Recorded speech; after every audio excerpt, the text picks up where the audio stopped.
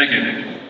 We are pleased now to start our first panel discussion, the future of aviation. What are the long-term challenges and possible outcomes for the air transport industry, MROs, pilot shortages, and government-sponsored airlines, which will be moderated by Mr. Jaime Lopez Diaz.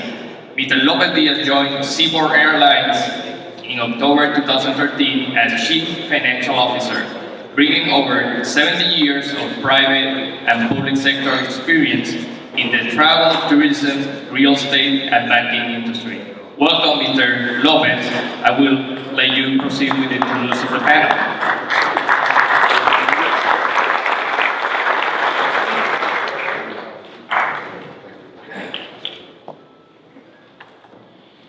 Good morning, everyone.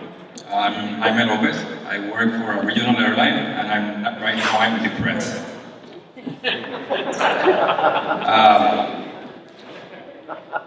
So thank you, Dr. Fire.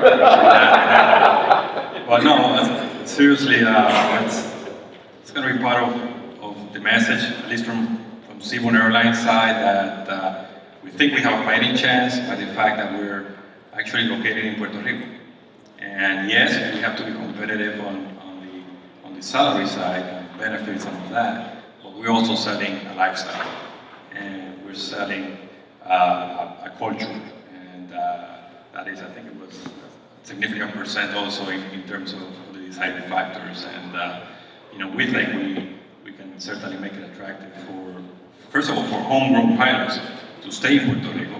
There's a big pilot base here in Puerto Rico as well, but also to attract pilots to move into Puerto Rico, vis-a-vis some of the other states in the middle of the country, which I won't mention any other state, those states, but certainly moving to the Caribbean, having your base here, having most of your overnights here in San Juan, has proven to be a powerful tool that we use on a daily basis to attract our pilots, but it's certainly an issue that we track each and every day in terms of the dynamics between our pilot ranks and the rest of the airline space. So may I ask the panelists to join me here, and I'll make the formal introductions.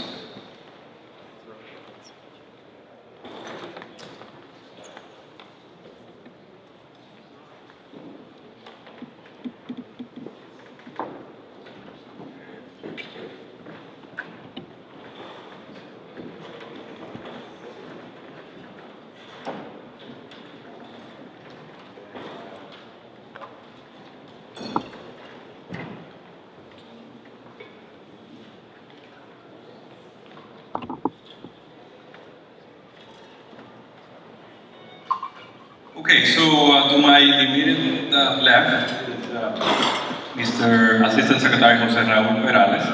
Jose Raul is Assistant Secretary of the U.S. Department of Homeland Security Private Sector Office in Washington. Thanks for being here with us, Jose Raul.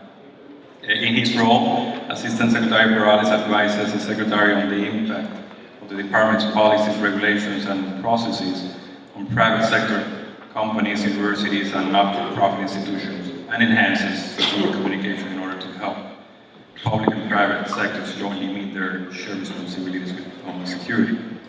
Prior to joining DHS, Assistant Secretary Perales served as Director of the Americas at the U.S. Chamber of Commerce and Executive Director of the Association of American Chambers of Commerce in Latin America.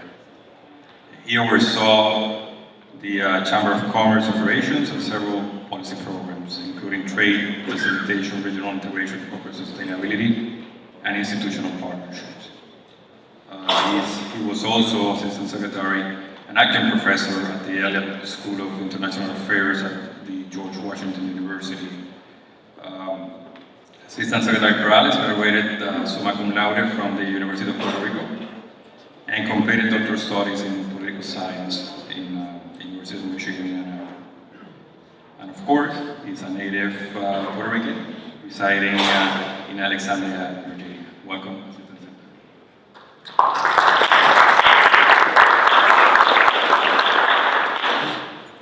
Elmar is our new Puerto Rican, Mr. Elmar Luder. He's the CEO of Lufthansa Technic Puerto Rico, based in Aguadilla, as we all know.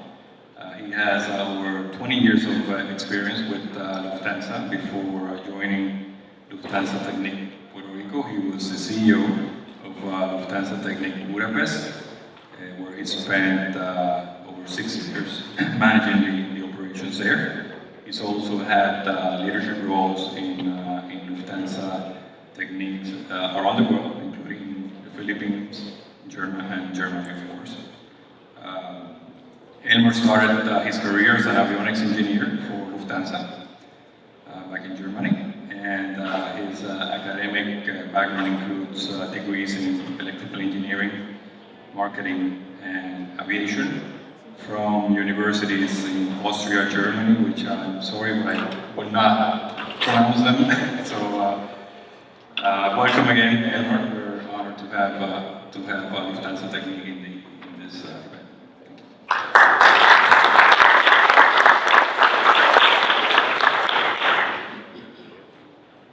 Rafael Urras. Rafael is a partner, a federal civil practice lead at AT Kearney Inc. in Washington, D.C. It's pronounced Carter.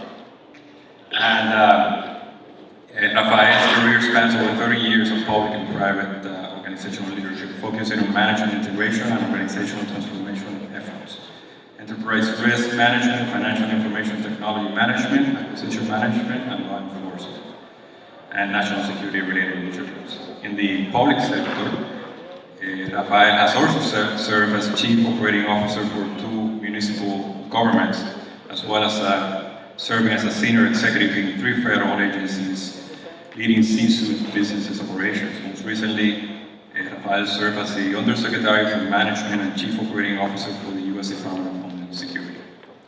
In the private sector, Rafael served as Vice President and Corporate Officers with URS Corporation, of course, a global engineering services firm, where his areas of practice included program and construction management, CPM, scheduling, claims analysis, value engineering, and cost estimating. Rafael is a fellow in the National Academy of Public Administration and serves as SAGE Strategic Advisor to Government Executives for the Partnership for Public Service. Welcome, Rafael, and thanks for being here.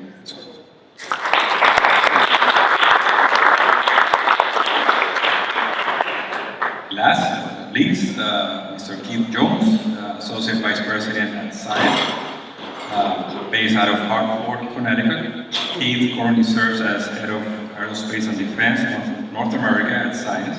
In his role, he's responsible for the go-to-market and business development strategy and execution for aerospace and defense engineering and manufacturing solutions. He's a strategic focused business leader with a proven track record of defining business goals and delivering on key business metrics that include client satisfaction, profitable revenue, and market share. He has a strong expertise in global collaboration, facilitating challenges, producing positive results for internal and external stakeholders. Keith is proud to be an active member of many A&D professional associations, including the Aerospace Industry Association, Wing Clubs, USIBC. Welcome, Keith, to our panel.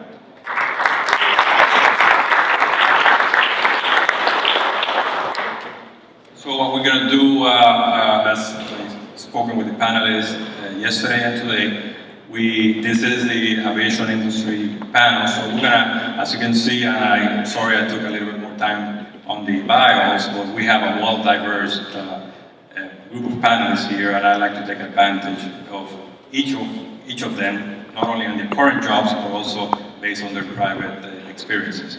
So we're going to go from the macro, meaning talking about the industry and the global context, to then shift into the micro, or the specifics on the regional side, North America, and of course, Puerto Rico.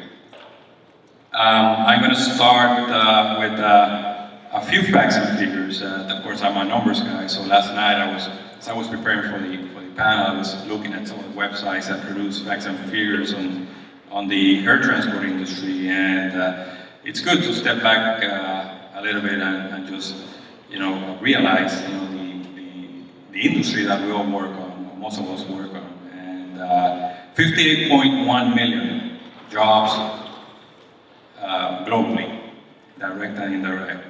8.7 million direct jobs. So that tells you a lot about the multiplier effect of this industry, which we're going to be addressing in a few minutes as well. $2.4 trillion. These are US dollars, by the way. $2.4 trillion global economic impact, including direct, indirect, and induced, and the catalytic effect of tourism. $2.4 trillion. 51.7 million tons of freight in 2014 carried. That is 35% of interregional exports value. 53% of international tourists travel by air. Research suggests that every dollar invested in aerospace yields an extra $1.50 to $3 in economic activity. Again, multiplier effect, which I'd like the panelists to address as well. On the commercial aviation side, these are a little bit dated. I think they're much higher this year, but 1,400 commercial airlines, 25,000 aircraft in commercial service, and we talk about, I like you guys to address as well, the growth of supply. And of course, more than 36 million commercial flights worldwide. Just in California, I was reading through an A.T. Kearney study of economic impact last night as well. $62 billion in aerospace industry revenue. That translates to $100 billion in economic value. That translates to 203,000 direct jobs, which again translates to 307 additional indirect jobs. So again, a fascinating industry, but not just because it's, I guess, sexy and people want to work on the industry since before they're born, I guess, and based on the survey that we just saw. But it's really an industry that impacts the world entirely. And to begin our panel discussion, I'd like to go from left to right, to get some basic comments from each of the panelists as it relates to the state of the industry from a global perspective. And Lando this morning talked about the pie and how we need to concentrate on growing the pie. So I'd like to know from the panel, who are the key stakeholders in that pie, and how is that pie shifting geographically within sectors, from private to public sectors, and what are the key trends that we need to look for? Of course, the drivers of growth that we need to look for in the global context at this moment. So may I start with Jose Raul? Thank you very much for that kind of introduction, and good morning. I'm going to make very brief comments on some things that we see generally from the Department of Homeland Security, and of course each of these is subject to conversation, and we certainly welcome that. Very broadly speaking, for the Department of Homeland Security, the way that we approach aviation industry in general involves striking a balance between security and efficiency. Of course, people like to, when they talk to the Department of Homeland Security, they automatically think of us as the security guys, right? It's in our name. But in fact, the reason why I start with this balance between security and efficiency involves not just something that we perceive as a department, but it's also a reflection of a change in the thinking that goes into how do we keep the United States, and by definition, because the United States is such a big player in the international aviation market, it has reverberating effects over the entire aviation industry around the world. It reflects a change in thinking from a 100% security strategy where you try to hunker down on security measures to a risk management strategy, right? Secretary Johnson likes to say, I can build you a 100% perfectly secure airplane, but nobody would be able to travel with any carry-ons, nobody would be wearing much clothing. and nobody will be able to get off from their seats and go anywhere in the airplane while it's flying. So in the context of the things that we do in our daily lives and in the management of our business and in the way that we carry on with our civil freedoms, how do we make sure that things are secure? So in that regard, the Department of Homeland Security, as most of you know, has introduced a variety, has relied tremendously on the role of technology. Just to give you an idea, of course, we're working towards bringing 100 million visitors, over 100 million visitors to the United States, and we move over 240 million passengers across U.S. airports. So, of course, in order to keep the system secure, involves a tremendous deployment of technology, working hand in hand with technology to make sure that we stay ahead of the ever-changing threat. So, of course, programs like Global Entry and TSA PreCheck, which are programs that enable us to facilitate lawful travel in the United States in the case of Global Entry.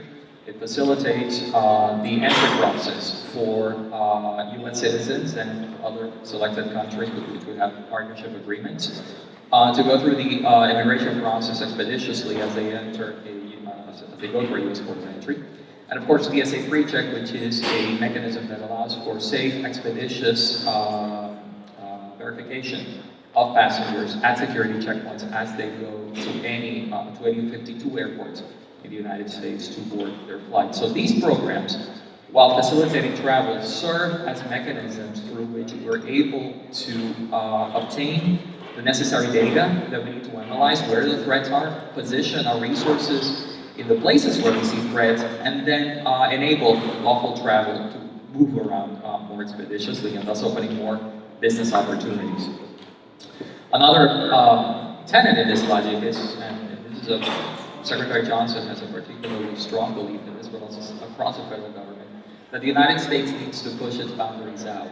And in this case, we're talking about programs like pre-clearance, where passengers arriving or traveling to the United States do their customs and their immigration process outside of the United States and do it in the airport where they board their flights. And by all purposes, that flight is a U.S. flight as it moves to the United States, which means that for many carriers, when in the countries where we have negotiated agreements on pre-clearance, that enables them to fly more flights into different U.S. destinations because they don't have to, they don't need to walk customs facilities. In all of these different things, we maintain close partnerships with governments and with the airline business. None of this could be done without the strong partnership that we have with U.S. carriers and international carriers. And it isn't just because we have Lufthansa at the table today, but in terms of some of our global partners, Lufthansa has been a leader in working with the Department of Homeland Security in moving forward with this assessment of the investment of technology in producing not only security, but also quality product for its passengers. Just wanted to, as an introductory remark, just wanted to close with a couple of observations in where we see the industry. And of course, again, because our department, the Department of Homeland Security was stood up after, of course, after the incidents of September 11, which meant that there were private industry vehicles used to attack private industry assets. And so the work that we do on keeping the United States secure definitely and also fundamentally involves a strong partnership with industry and the private sector. So in most areas, in the areas that we see the most important challenges for our department moving forward on aviation, these are things that we discuss very actively and intensely with industry. We're looking very strongly at aviation cybersecurity, and in this sense, that ranges from a variety of threats and considerations involving, of course, if you go to the press and you see people every once in a while saying, I was able to hack into an airplane, I was able to move the airplane. By the way, it's not true. We can talk more about that if you want. But the notion of aviation cybersecurity isn't just a matter of what happens in the airplane, the avionics of it, but also what happens on the ground, reservation systems, payment systems, routing, all of the other things, supply chains that happen at the airport that involve cybersecurity considerations. These are things that our department is monitoring very closely. The second thing that we're also working very strongly at is unmanned vehicles, drones. In fact, yesterday we had a conversation with the new CEO of Boeing, And one of the areas where they are devoting a tremendous amount of research involves the development of smart drones, smart unmanned aviation systems, but also developing the technology to help us identify threats through unmanned vehicles, and working with us in looking at how is it that we're going to share the airspace in this new environment in which you have manned airplanes or manned vehicles, but unmanned vehicles as well. How do we create regulations, and how do we make sure that we produce a shared airspace that leads to economic growth and business opportunities for people, but at the same time keep us secure? That is one of the biggest challenges, but also one of the biggest opportunities that we see for public-private partnerships. And of course, there's a tremendous effort going on in the industry, conversations with the government. This isn't just exclusively DHS, but certainly FAA, DOT, regarding the future of air navigation, satellite systems. How do we regulate and how do we produce more efficient, modern air navigation systems that can accommodate the expected increase in capacity and air travel that we will see, not only in the United States, but also across the globe. And in that, again, we work with partners both in the United States and abroad to make sure that we strike that balance between security and efficiency. Thank you, Jose Raul. And Elmar, before I go to Elmar, if you guys have any questions, please feel free to. This is a panel discussion, so it is a discussion. You don't have to wait until the end of the panel. So please feel free to ask me your question, and I will certainly, ask the panelists that is addressed to. Any initial comments? Yes. Good morning, everybody. Very happy to be here. As the Secretary said, the balance between security and efficiency in our business pretty much is the balance between safety and efficiency. So my life is about maintaining aircraft, and we have to push the boundary for efficiency ever further. That's not standing still. It's a worldwide competition, and in that field, safety in aircraft maintenance is getting ever more important. And the management of the safety margin has been a topic which has been discussed for 20 years, but I think it's still not well understood how we actively can manage that. We have some tools, but we are still in our early days to really manage safety in aircraft maintenance, fully understanding human error, human performance. The pilot community has advanced already further because in that field there has been done much more research and forensic detail about accidents and incidents. Sometimes maintenance is, if not overlooked, but not given the same attention as human performance in the cockpit.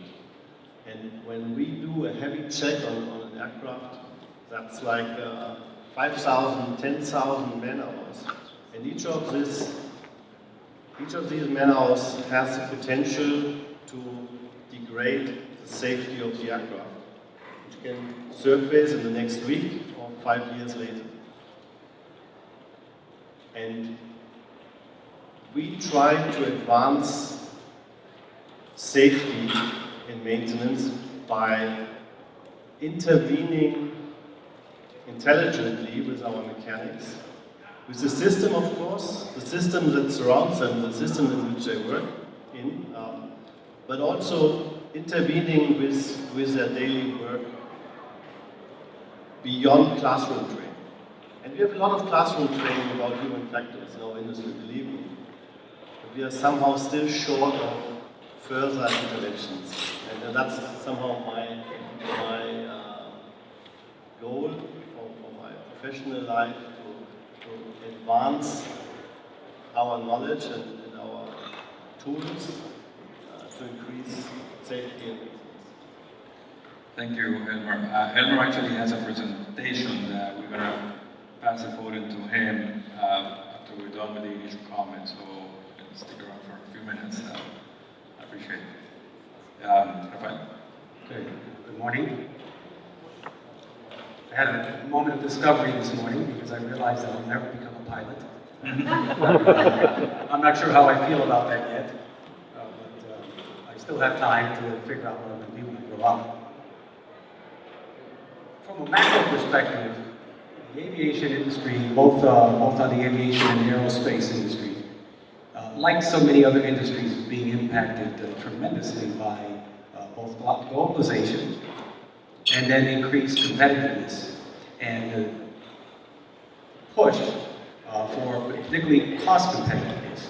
So both of these factors are having a tremendous impact on the business in terms of where it's located, having the way the work that is done and where it is done. It's having an impact on the industry as a whole as we're seeing greater consolidation among tier ones, greater fragmentation among the supplier base. All of these factors we should discuss in greater detail as we begin to think about Puerto Rico and how it positions itself in this now very large but very small global industry.